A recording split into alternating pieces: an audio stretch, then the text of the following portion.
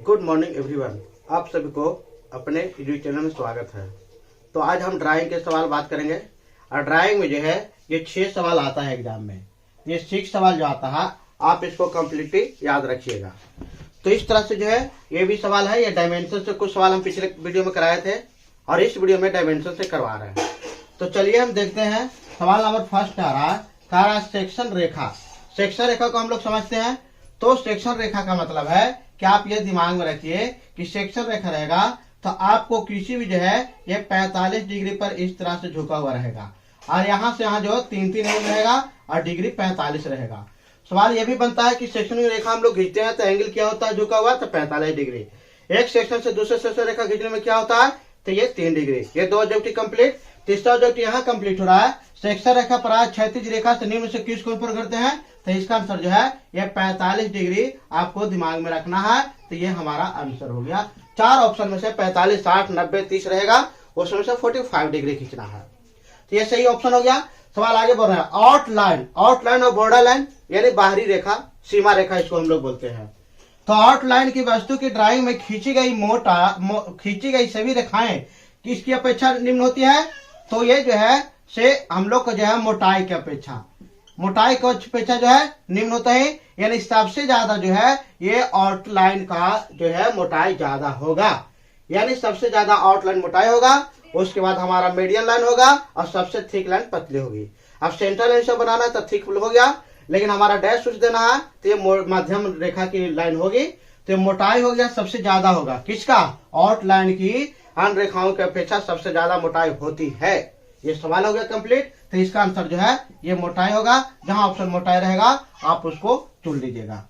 सवाल आगे बात कर रहे हैं। निम्न में से किस प्रकार की रेखा से छोटे व बड़े डैशों का अनुपात 6:1 से 4:1 में रखा जाता है। ये बहुत इंपॉर्टेंट सवाल है। सवाल कह रहा है कि 6:4 ये हम लोग सेंट्रल लाइन, आप सेंट्रल लाइन हम लोग पहचानना रहता है। लाइन है short break line, zigzag break line, ये सारा लाइन दे देगा। सेंट्रल लाइन कैसे पहचानेंगे, तो 6:1 फिर 6:1 फिर 6:1 यानी 6:1 6:1 6:1 यानी 6 लंबा डैश, एक छोटा डैश, फिर 6 लंबा डैश, फिर एक छोटा डैश। तो ये सेंट्रल लाइन है। सेंट्रल लाइन क्या होता है, कहाँ उपयोग किया गया, तो कोई भी पार्ट्स को मध्य भाग को दर्शाने के लिए जो है उसमें प्रयोग किया जाता है। तो ये हमारा 6 सेंट्रल लाइन हो गया। अब कह रहे हैं कि ये सेंट्रल लाइन खींचेंगे तो 6:1 में रहेगा और सेंट्रल लाइन कोई भी वस्तु के मध्य कटाव को दिखाने के लिए प्रयोग करते हैं। ये भी कंप्लीट हो गया। इससे भी 2 ऑब्जेक्टिव कंप्लीट। सवाल आगे कह रहा है हिडन लाइन प्रायः निम्न मोटाई में से किसकी होती है। तो हिडन लाइन हमारा जो है 3-3 mm का हमेशा जो रहेगा ये इस तरह से रहेगा और हिडन का मतलब छिपा हुआ। कह रहा है हिडन लाइन प्रायः निम्न मोटाई की होती है। तो ये मोटाई जो है इसका आंसर हो गया मध्यम, यानी मध्यम मोटाई की रहती है। मध्यम मोटाई यानी मीडियम लाइन रहेगा। सबसे थिक लाइन तो आप लोग देख रहे हैं और सबसे मीडियम और सबसे थिन लाइन। तो सबसे जो है थिक लाइन रहेगा आउटलाइन और मीडियम में कौन रहेगा, तो हिडन लाइन। ये दोनों कंफ्यूजन कंप्लीट हो गया होगा।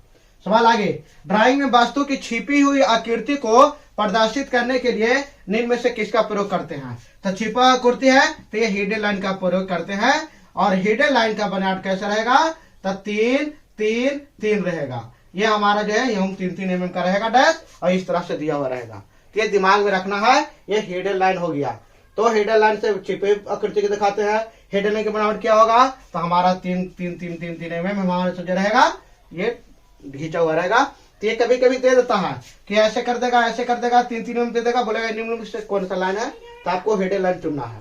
सवाल आगे हम बात कर रहे हैं। निम्न में से रेखा का प्रयोग किया जाता है। तो हिडन लाइन का 6ठा सवाल। किसी रेखा की विशेषता है कि इसके दोनों किनारों से निम्न से बना होता है। कौन ऐसा रेखा है जिसका विशेषता है कि दोनों तरफ से है निम्न बना हो रहता है, तो इसका आंसर एरो हेड होगा। एरो हेड, ये एरो हेड आप लोग है और एरो हेड रहेगा तो ये हमारा लाइन हो गया और इसके दोनों तरफ जो है ये एरो हेड बना दिए। ये एरो हेड हमारा जो है और ये दोनों एरो हेड ये हमारा दोनों तरफ बना हुआ रहेगा। ये लाइन क्या है, तो ये डायमेंशन लाइन है। सवाल आएगा कि आपको इस तरह से फिगर बना देगा, बोलेगा किस प्रकार की लाइन है, तो ये डायमेंशन लाइन है। ये क्या है, तो एरो हेड है। और ये हम लोग ये जो खींचते हैं ये तो हमारा हो गया एरो हेड, ये डायमेंशन हो गया और ये वाला एक्सटेंशन लाइन है। तो इसमें से सवाल आता है कि एक्सटेंशन लाइन पहचानिए, तो ये एक्सटेंशन लाइन है। यहाँ पे जो एक्स लिख देगा, बोलेगा एक्सटेंशन लाइन पहचानिए, तो आपको एक्सटेंशन लाइन ये हो गया, ये डायमेंशन लाइन हो गया, ये एरोहेड हो गया। एरोहेड का अनुपात क्या होता है? तो 3:1 होता है। ये आपको दिमाग में रखना, बहुत बार एग्जाम में आ चुका है। तो ये भी कंप्लीट हो गया। सवाल आगे बोल रहे हैं, वृत्त की निम्न में से ऐसी रेखा जो लगातार वर्गाकार होता है और जो पाइडी होता है। अब ये पाइडी का फॉर्मूला लगाएंगे, तो इनका जो है पाइडी का मतलब है कि ये परिधि है, यानी वृत्त का परिमाप है, परिधि है। अब परिधि का मतलब है कि अगर हम ऐसे सर्किल बनाए तो ये इसका ऊपर परिधि है, मतलब इसके ऊपर है।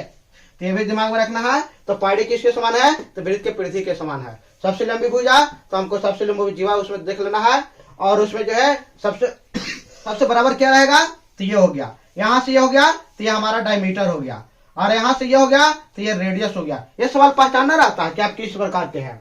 सवाल आगे बात कर रहे हैं, अंडाकार आकृति की वृत्त को निम्न में से क्या कहते हैं? तो अंडाकार रहेगा, और इस वृत्त को क्या कहेंगे? तो हम लोग आइसोमेट्रिक में इस वृत्त को क्या कहेंगे?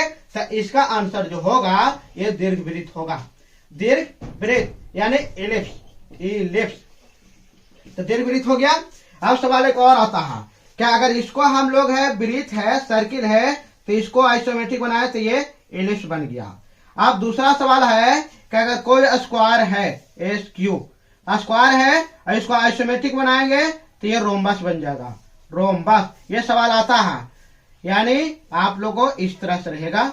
तो सवाल आता है कि अगर कोई भी स्क्वायर है, इसको आइसोमेट्रिक बनाएंगे तो रोम्बस से चुन लेना है, और इसके बाद हमारा जो है ये दिमाग में रखना है। तो दोनों सवाल बहुत कंफ्यूजन करता है, आप इसको याद रखिए। इस तरह से पूरा सवाल हो गया। मात्र इसमें से 6 सवाल ही ड्राइंग में आते हैं, बाकी इस तरह से पिछला वीडियो भी ड्राइंग का बना हुआ है, आप वहां से अच्छे से पढ़ सकते हैं और अच्छे अंक प्राप्त कर सकते हैं।